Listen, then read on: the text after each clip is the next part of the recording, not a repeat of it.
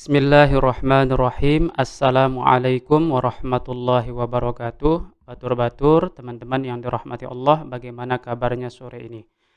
Hari ini video ini khusus untuk membahas tentang muhibbin dan mukimat ya. Mukibbin dan mukimat. Disclaimer dulu sebelum saya lanjutkan pembahasan ini. Yang pertama, saya bukan ahli nasab apalagi ahli tes DNA ya, bukan. Nah, jadi pembahasan mukibin dan mukimat ini tidak dari sisi untuk menjelaskan siapa yang benar antara perseteruan habaib dengan Kiai Haji Imaduddin, apakah nasab tersambung kepada Rasulullah atau tidak. Bukan masalah itu, karena saya termasuk orang awam di bidang itu. Apalagi untuk mendorong-dorong para habaib untuk tes DNA, atau misalnya menganggap bahwa tes DNA itu adalah cara yang paling benar untuk mengetahui nasab seseorang. Saya juga tidak tahu tentang masalah itu, sangat-sangat awam tentang masalah itu. Oke, kita mulai dari yang pertama ya, masalah perseteruan antara habaib dengan Kiai Haji Imaduddin yang mempelopori ya, karena sekarang sudah terbentuk kelompok-kelompok tersendiri. Kalau habaib sih memang sudah ada ini Robitoh Alawiyah ya. Kalau Kiai Haji Imad kan mulai digulirkan itu berdasarkan tesis yang beliau buat gitu. Yang pertama, sikap saya terhadap habaib, saya bukan pembenci habaib dan juga tidak mengeluh-elukan habaib secara 100%. Maksudnya begini, saya dalam belajar agama Islam ya, karena belajar kepada ustadz dan tuan guru. Nah, habaib ini saya memandangnya kalau memang para habaib ini adalah dari orang-orang alim ya, orang-orang yang memang belajar agama dan diakui kealimannya, kemudian penyampaian ceramahnya juga enak didengar, santun, kemudian banyak inspirasi dan banyak nasihat agama yang bisa kita dapatkan dari apa yang dibahas oleh habaib itu, maka saya sangat menyukainya dan biasanya saya tonton sampai selesai kalau di video ya. Kalau ada beberapa habaib yang hadir, kebetulan habaib itu di video misalnya pernah saya lihat penjelasannya bagus, kemudian tenang, santai, tidak ngamuk-ngamuk, apalagi tidak menghina-hina orang ya, merendah-rendahkan orang, apalagi sampai ngajak duel. Nah, biasanya saya hadir di situ ya, ikut meramaikan lah untuk mendengarkan kajian agama. Murni yang saya pentingkan di situ adalah apa yang disampaikan, bukan siapa yang menyampaikan. Mau habaib, mau kiai, mau tuan guru, mau ustadz, kalau kajiannya itu adalah kajian agama, saya sangat senang sekali. Jadi saya tidak membenci habaib dan tidak juga mengeluh-elukan semua habaib gitu. Karena ya mau dibilang beberapa oknum habaib saya tidak terlalu bersemangat gitu untuk mendengarkan ceramahnya, terutama di situ yang ada menyebut nama orang kemudian sambil dihina dengan kata-kata yang tidak pantas harusnya keluar dari seorang yang kita mau mencari inspirasi dari dia, tapi kok yang keluar kata-kata yang kurang pantas. Itu biasanya saya skip gitu, walaupun dia habaib. Jadi saya tidak cinta mati dalam arti tidak, oh karena dia habaib saya harus dengar dan taati semuanya, enggak ya. Ada di filter juga akan sesuai dengan keadaan kita juga, karena saya pribadi senang yang penyampaian dakwahnya itu seperti misalnya Buya Yahya. Kalau di kalangan Habib itu seperti Habib Novel ya, kemudian Habib Muhammad, itu enak biasanya kan, santai dan banyak ilmu agama yang kita dapatkan. Nah, kalau yang seperti itu saya senang ya mendengarkan kajian-kajian para habaib. Begitu juga para kiai yang mungkin bisa dikatakan sebagai kontranya habaib ya. Kalau misalnya mereka itu ada kajian-kajian yang murni membahas tentang agama, ya saya dengarkan. Kalau itu memang banyak inspirasi, banyak ilmu di situ, saya dengarkan sampai selesai ya. Karena ilmu itu kan sangat bagus, apalagi ilmu agama. Kita perlu untuk setiap hari mendengarkan ilmu agama supaya tercerahkan gitu. Karena kita ini kan orang awam. Nah, itu yang pertama, sikap saya terhadap habaib maupun orang-orang yang pro Kiai Haji Imad dari kalangan ulama misalnya.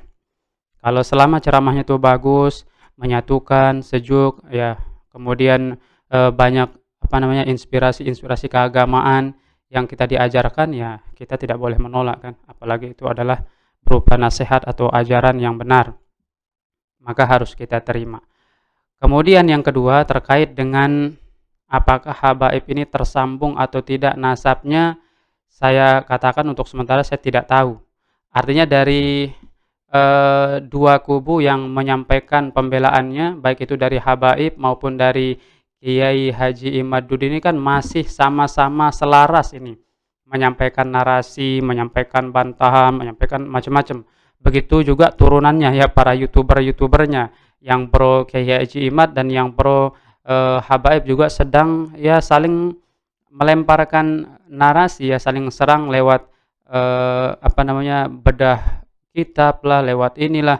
Nah, itu saya masih mendengarkan saja dan memilih sikap untuk tawakuf di situ.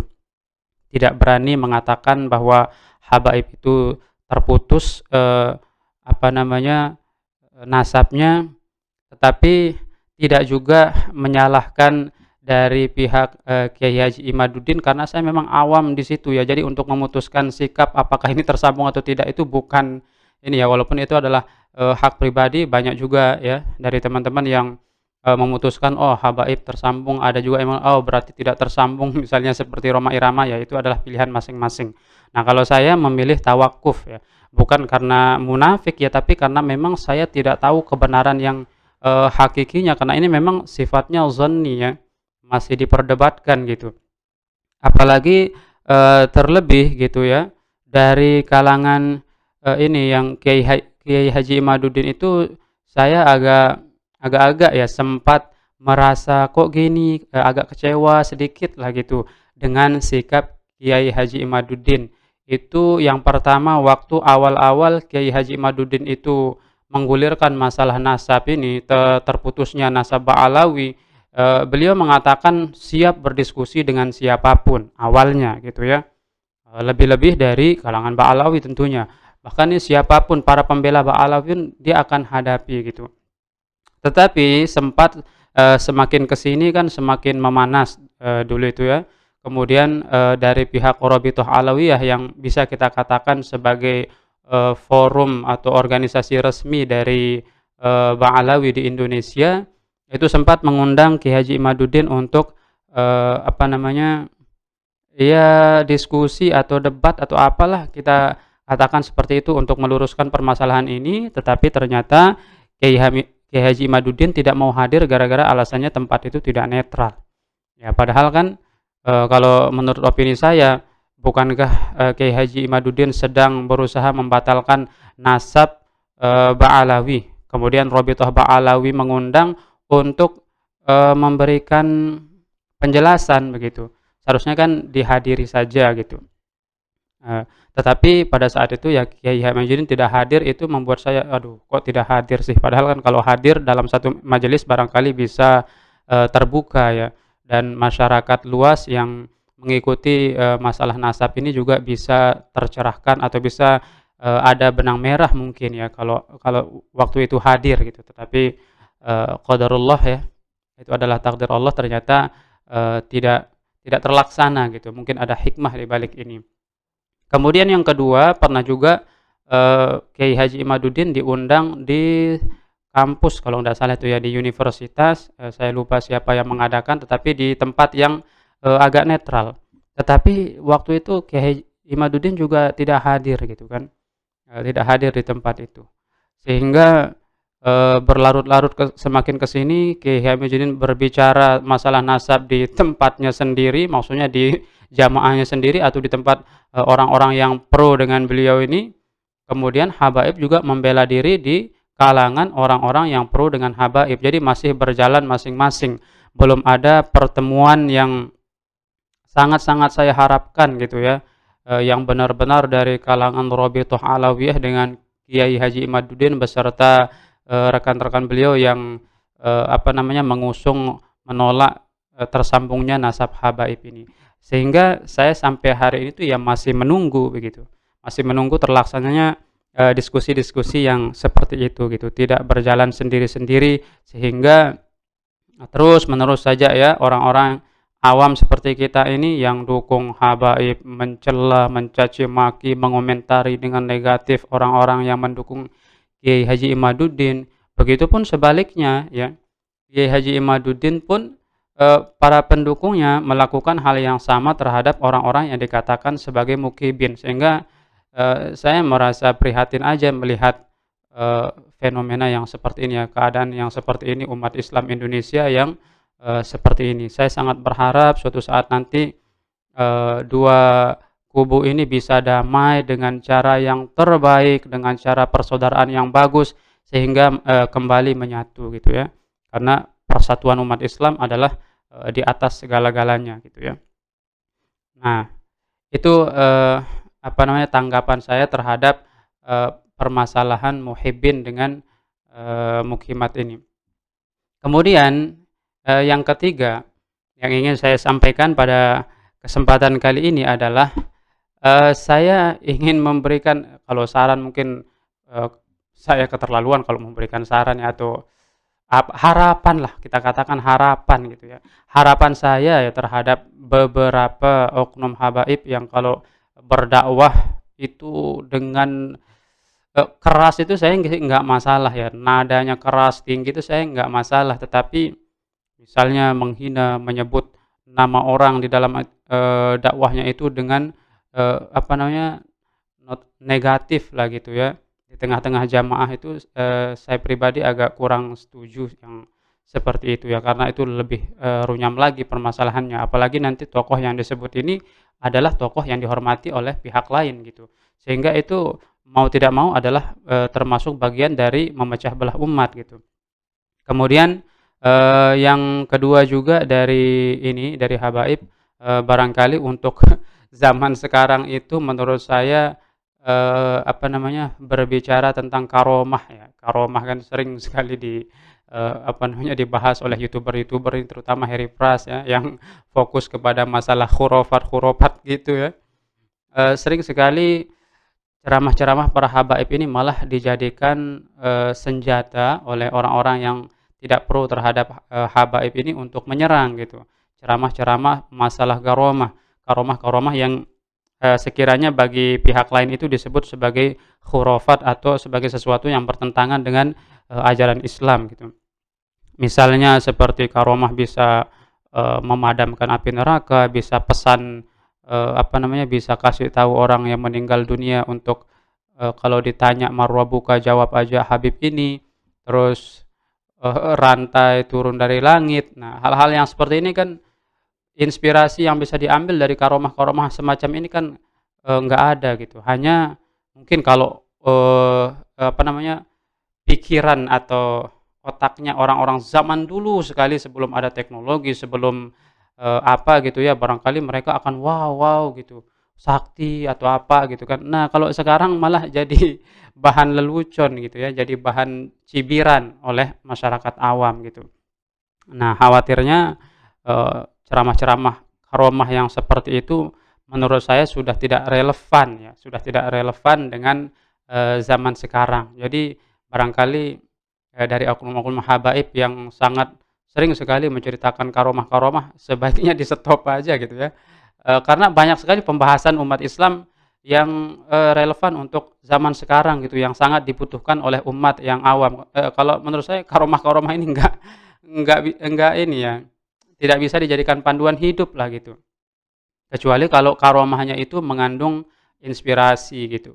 Misalnya kayak saya dulu pernah dengar, karomah seorang tuan guru ya, tidak perlu saya sebutkan nama tuan gurunya, ini cerita masa kecil ya, saya dengarkan, karomah itu seperti ini, saking, khusyuknya dulu tuan guru ini ketika beliau belajar di Mekkah ya, beliau sekolahnya itu di Mekkah, jadi belajar bertahun-tahun di Mekkah itu, saking apa, khusyuknya di dalam belajar itu ketika beliau membaca kitab, karena di zaman dulu katanya itu kan belum ada ini, lampu penerangan seperti sekarang atau kalaupun ada itu jarang. Singkatnya di cerita itu dia pakai lampu minyak gitu, lampu minyak.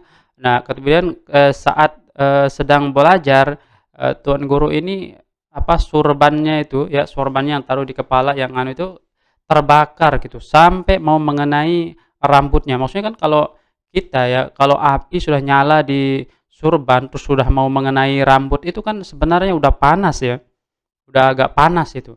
Tetapi saking khusyuknya belajar kata, guru saya yang menceritakan itu, tidak terasa panasnya itu, panas apinya itu tidak terasa, saking khusyuknya, membaca kajian yang sedang dipelajari di dalam kitab itu. Nah, sehingga, pada saat itu dilihat oleh ibunya, ya, dilihat oleh ibunya, kemudian ibunya segera menarik sorban yang ada di anaknya itu, kemudian mematikan apinya, sementara anaknya tidak kerasa apa-apa gitu.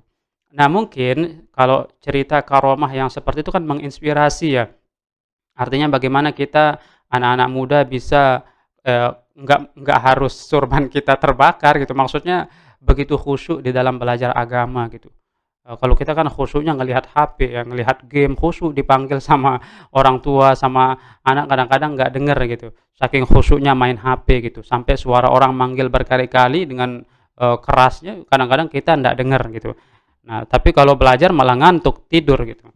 Nah, itu ada inspirasi yang kita dapatkan dari karomah tuan guru yang ketika belajar terbakar sorbannya itu. Nah, kalau karomah-karomah semacam itu saya, suka gitu ya, suka yang seperti itu karena ada inspirasi yang bisa diambil bagaimana supaya kita dalam belajar agama itu harus benar-benar hati kita itu khusyuk, berniat, supaya apa yang kita pelajari ini nanti bermanfaat dunia dan akhirat, kan seperti itu ya. Tapi kalau mendengarkan, karomah-karomah habaib yang seperti tadi itu ya, rantai tiba-tiba turun dari langit, kemudian hujan susu, ya kita cuman bisa, "Wow wow," gitu doang kan. Kalau zaman dulu mungkin ya, mungkin dikira sakti gitu, bisa hebat, tetapi inspirasi buat, eee, pembelajaran apa yang bisa diambil itu agak saya sih ndak menemukan gitu. Apa ya pelajaran yang bisa kita ambil dari hikmah di balik terjadinya seperti itu ya. Apalagi sampai balap-balapan terbang ke atas langit gitu ya, menembus, ini apanya, ada kan yang cerita karomah habaib yang seperti itu. Ya saya bukan merendahkan karomah atau, bukan merendahkan habaib yang bisa melakukan itu kalau mungkin ada gitu, kalau misalnya terjadi gitu.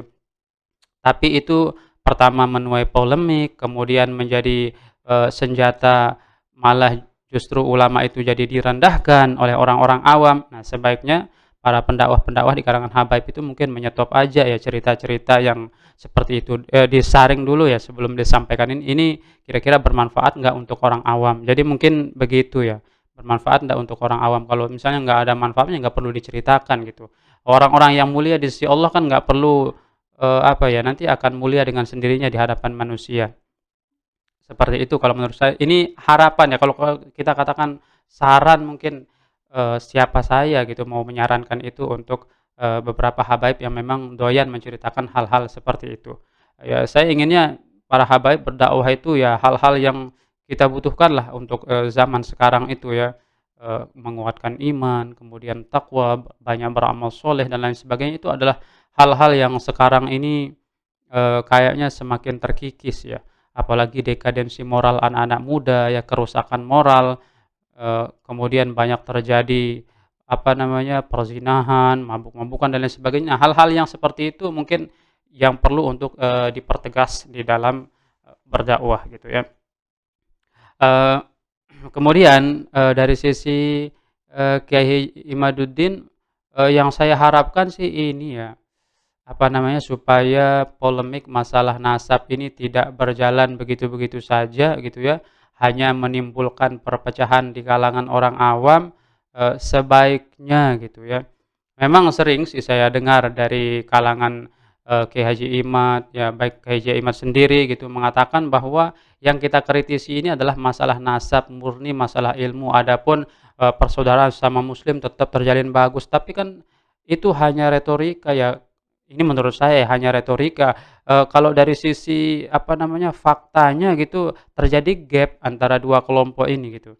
Tidak pernah jadi satu majelis kan. Coba ayo, Kiai Haji Imaduddin pernah bermajelis dengan siapa setelah ini? Setelah gembar-gembor masalah nasab ini dari kalangan habaib? Hampir tidak pernah tuh. Bahkan eh, Roma Irama pernah bermajelis tapi kelihatan mau tobat, ternyata di podcastnya malah mempertegas lagi sikapnya yang lebih mendukung Kiai Haji Imaduddin gitu. Ini akan terjadi terus-menerus seperti ini, terjadi gap, terjadi kayak pembelahan gitu antara yang pro habaib dengan yang pro Kiai Haji Imaduddin, dan ini sangat menurut saya pribadi ya tidak elok bagi persatuan umat Islam gitu ya.